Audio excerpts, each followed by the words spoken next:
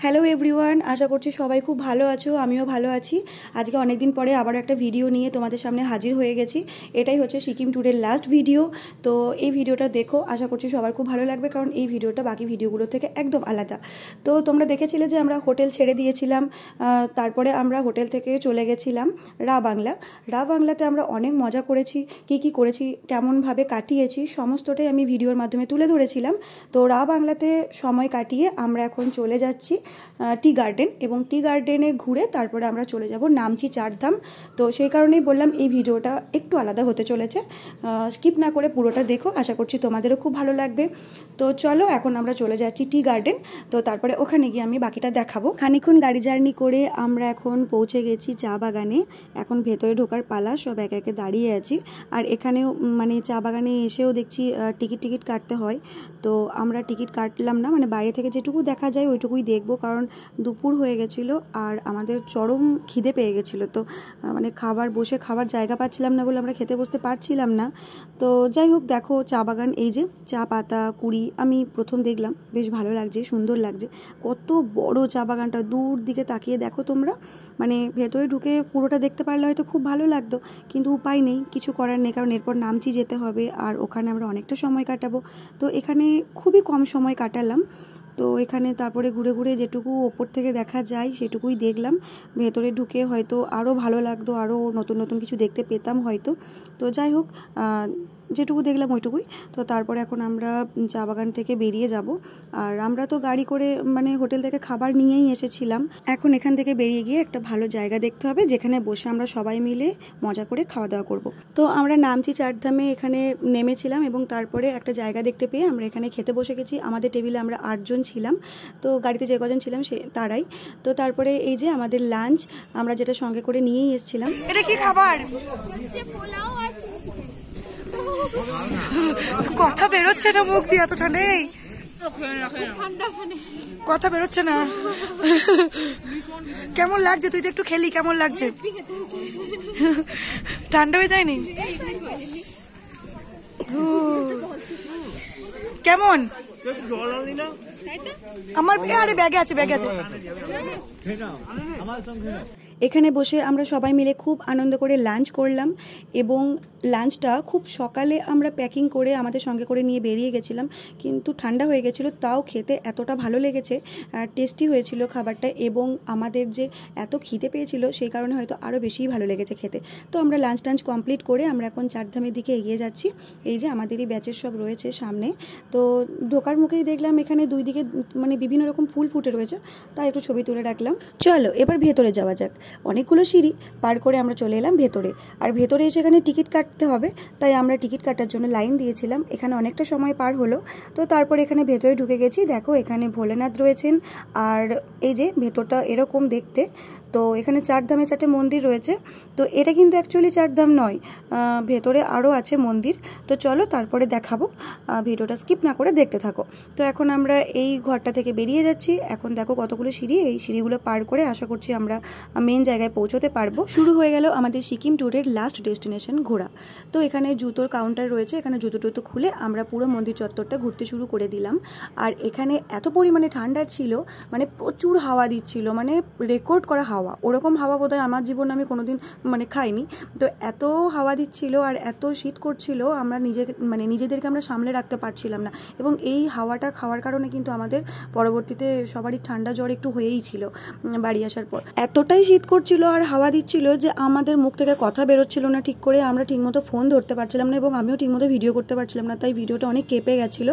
তো যাই হোক, আমরা যখন এই মন্দির চত্বরের ভেতর ঢুকে গেলাম, তারপরে দেখতে পেলাম যে কত বড় বড় মন্দির, মানে চারধাম অ্যাকচুয়ালি চারধামের মতনই বড় বড়। তো দেখে বেশ ভালো লাগলো। চলো এখন ভেতরটা পুরোটাই ঘুরে দেখবো। আর মন্দির চত্বরটা অনেক বড়, মানে দেখে শেষ করা যাবে না একদিনে।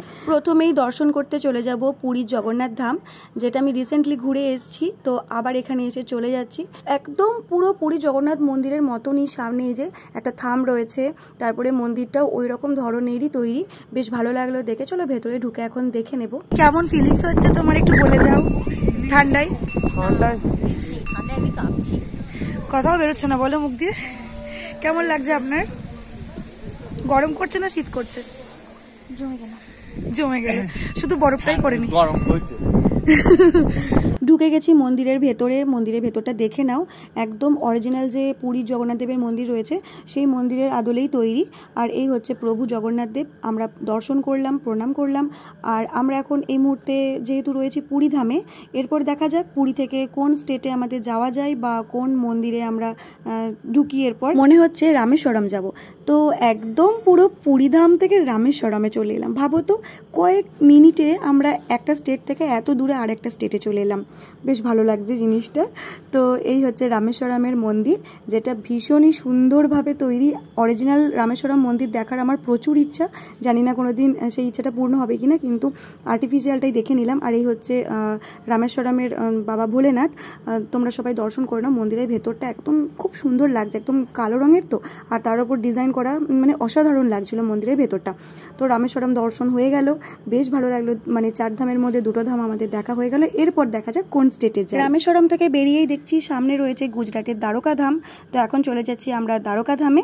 তো ভেতরে প্রবেশ করব। আর ভেতরটা আমার খুব ভালো লেগেছে, কারণ শ্রীকৃষ্ণ রয়েছেন এখানে। আমরা প্রণাম করলাম, দেখলাম খানিকক্ষণ চারিদিকটা ঘুরে ঘুরে, কারণ এই মন্দিরে আমার একটু থাকতে বেশি ভালো লাগছিল। তো তারপরে আমরা এখান থেকে বেরিয়ে গেলাম। এরপরে দেখা যাক কোন ধামে যায়। 3টে ধাম আমাদের অলরেডি দেখা হয়ে গেল। দ্বারকা থেকে বেরিয়ে দেখছি দ্বারকার পাশে এখানে আরেকটা সাদা রঙের মন্দির রয়েছে, খুব সুন্দর। তো এখানেই যাচ্ছি দেখার জন্য। আর তার আগে দেখো, এখানে একটা জায়গা করা রয়েছে যেখানে কতজন প্রার্থনা করে এই সমস্ত কাপড়গুলো বেঁধে রাখে। খুব ভালো লাগলো দেখতে, একটু অন্য রকমই লাগলো। তো তারপরে এখন যে মন্দিরটাতে যাচ্ছি সেই মন্দিরটাতে, এটা হচ্ছে সাই বাবার মন্দির। দেখতে খুবই সুন্দর লাগলো মন্দিরটা, মানে একদম সাদার ওপরে ডিজাইন করা। আর ভেতরটা দেখো, তোমরাও আশা করছি তোমাদেরও দেখে ভালো লাগবে। তো এই হচ্ছে সাই বাবা। আমি প্রথম কোনো সাই বাবার মন্দির দেখলাম, খুব ভালো লাগলো এই মন্দিরটা দেখতে, এবং এই মন্দিরে একটা আলাদাই শান্তি বিরাজ করছিল। তো এখানে আমরা খানিকক্ষণ দাঁড়িয়েও ছিলাম, একটু দাঁড়িয়ে দাঁড়িয়ে দেখলাম, ভালো লাগছিল, খুবই ভালো লাগছিল। তো এখান থেকে তারপর আমরা বেরিয়ে এখন আরও অনেকগুলো সিঁড়ি পার করে ওপরে উঠে যাচ্ছি। আর পুরো মন্দির চত্বরটাতে না প্রচুর মন্দির আছে, বজরংবলীর মন্দির আছে, আরও বিভিন্ন রকম শিব ঠাকুরের মন্দির রয়েছে। এই যে দেখো, এখানে আরও একটা শিব ঠাকুরের মন্দির রয়েছে।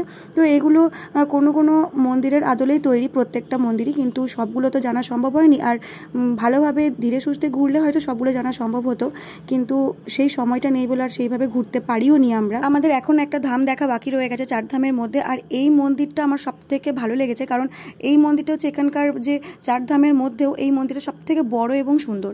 তো এই যে দাদারা ডাকছে ছবি তোলার জন্য, তারপরে টুকটাক ছবি টবি তুললাম আমরা, মানে ওই ভিডিও ছবি সব একসাথেই হচ্ছে, মানে ঘেঁটে হয়ে গেছিলো আর কি। তো তারপরে চলো, এই যে বড় শিব ঠাকুরের যে মন্দিরটা রয়েছে, তো এটার ভেতরে প্রবেশ করা যাক। এই মন্দিরটা এখন আমরা ঢুকে দেখব। আর এই মন্দিরটা হচ্ছে এখানকার সব থেকে বড় মন্দির, এবং এর ওপরে যে শিব ঠাকুরটা রয়েছে এত সুন্দর লাগছে, মানে এটা দূর দূর থেকে দেখা যায় এই শিব ঠাকুরটা। এই নামচি 4 ধামটা না একদিনে দেখে শেষ করার মতন জায়গাই নয়, এবং এত সুন্দর একটা মনোরম পরিবেশ যে একদিনে দেখে শেষ করতেও ইচ্ছে করবে না, মনে হবে অনেকটা সময় কাটাই, যেখানেই যাব সেখানেই মনে হবে অনেকটা সময় কাটাই। তো এই হচ্ছে একটা বজরংবলী মন্দির, যেখানে আমরা বাইরে থেকেই দেখলাম, সব তো ভেতরে ঢুকে দেখা সম্ভব হচ্ছে না। আর তারপরে এখন আমরা 3টে ধাম দেখেছি, আর এই হচ্ছে লাস্ট ধাম, যেটা বদ্রীনাথ ধাম। এখন আমরা এই বদ্রীনাথ ধামের বদ্রীনাথ মন্দিরে প্রবেশ করব, ভেতরটাই ঢুকবো। তো চলো এখন ভেতরে যাই। মন্দিরের ভেতর ঢুকে গেছি, দেখে নাও মন্দিরের ভেতরটা একটু অন্ধকার অন্ধকার টাইপের দেখতে। তো এই হচ্ছে নারায়ণ, খুব ভালো লাগলো দেখতে, একদম রূপোর সিংহাসন রয়েছে। তো আমরা 4 ধামটা আরও খানিকটা ঘুরলাম, সব আর ভিডিও করিনি আমি, আরও অনেকটা ঘুরে ফিরে বেরিয়ে তারপরে আমরা ওখান থেকে বেরিয়ে গেছিলাম এনজেপির উদ্দেশ্যে। তো এই মুহূর্তে আমরা দাঁড়িয়ে রয়েছি সিকিম আর ওয়েস্ট বেঙ্গলের বর্ডারের কাছে। আমাদের একটু চেকিং হচ্ছিলো, তো সেই কারণে আমরা দাঁড়িয়েছিলাম। তো অনেকটা জার্নি করে চলে এসেছিলাম, এবং শরীরটাও একটু খারাপ করছিল ফেরার পথে, তাই আমি আর ভিডিও করতে পারিনি। তো এই হচ্ছে তিস্তা নদী, যেটা সিকিম যাওয়ার পথে দেখেছিলাম, আবার ওয়েস্ট বেঙ্গল যাওয়ার পথে এখন দেখতে পাচ্ছি। মনটা খারাপ লাগছে তিস্তা নদীটা দেখতে পেয়ে, যে এখন ফিরে যাওয়ার পালা, মানে চলে এসছি অলরেডি, আমরা সিকিম থেকে বেরিয়ে চলে এসেছি, এখন আমরা ওয়েস্ট বেঙ্গলে ঢুকে গেছি। তো তিস্তা নদীটাই হচ্ছে তার প্রমাণ। আর চারপাশটা দেখতেও খুব সুন্দর লাগছিল, একদম সাদা সাদা হয়ে রয়েছে চারিদিকটা, আর নদীটা এত চওড়াভাবে বয়ে যাচ্ছে, খুব সুন্দর দেখতে লাগছিল। আর গাড়িতে আমরা তো সবাই খুব মজা করছিলাম, আর পুরো ট্যুরটার গল্প করছিলাম, যে কিভাবে কাটলো না কাটলো, লাগলো। ঘড়ির কাঁটা যতবার টিকটিক করে এগিয়ে যাচ্ছে তত আমরা বাড়ির দিকে এগিয়ে যাচ্ছি, মানে মনটা তো খুবই খারাপ লাগছে, কিন্তু তবুও এই যে শেষ মুহূর্ত, শেষ সময়টা আমরা আর একটু উপভোগ করে নিচ্ছি।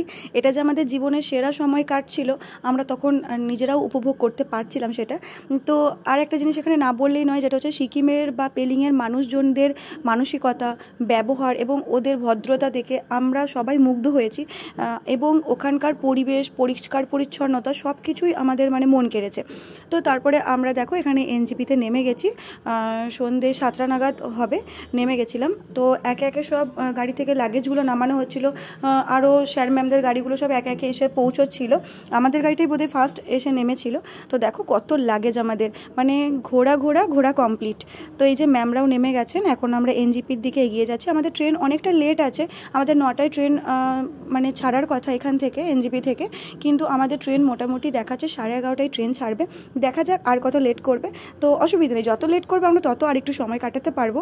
বেশ ভালোই লাগছে, ট্রেন লেট বলে যে আমাদের মুড অফ এমনটা নয়। তারপরে দেখো আমরা এনজিপি স্টেশনে ঢুকে গেছিলাম, আর এইভাবে ট্রলি দিয়ে চারিদিকটা ঘিরে দিয়েছিলাম, আর মাঝখানে আমরা বসেছিলাম। একটা বসার মতন জিনিস কিনে নেওয়া হয়েছিল স্টেশন থেকে।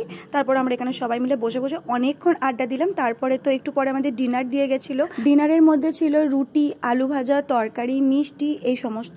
তো তারপরে আমরা কিছুক্ষণ এখানে বসে গল্প টল্প করে এখানেই আমরা ডিনার কমপ্লিট করে নিয়েছিলাম। এই যে দাদা পেছনে খাচ্ছে অলরেডি, দেখতেই পাচ্ছ। তারপরে 10টা সাড়ে 10টা নাগাদ আমাদের ট্রেন ঢুকে গেছিলো এনজিপি স্টেশনে, এবং আমরা ট্রেনে চেপেই পড়েছিলাম।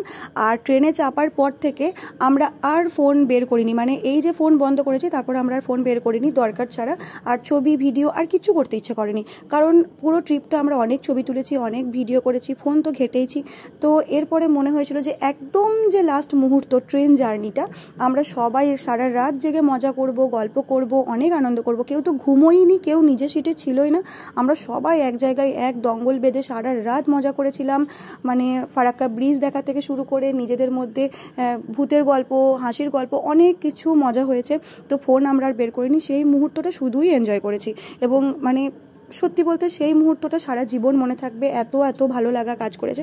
সিকিমে কাটানো কিছু বিশেষ বিশেষ ছবি আমি এই ভিডিওর লাস্টে অ্যাড করে দিয়েছি, তোমরা দেখে নাও সেই ছবিগুলো, আশা করছি খুব ভালো লাগবে। মেমোরি হিসেবে রেখে দেওয়ার জন্যই আমি সবথেকে স্পেশাল ছবিগুলো এখানে আপলোড করে রেখেছি।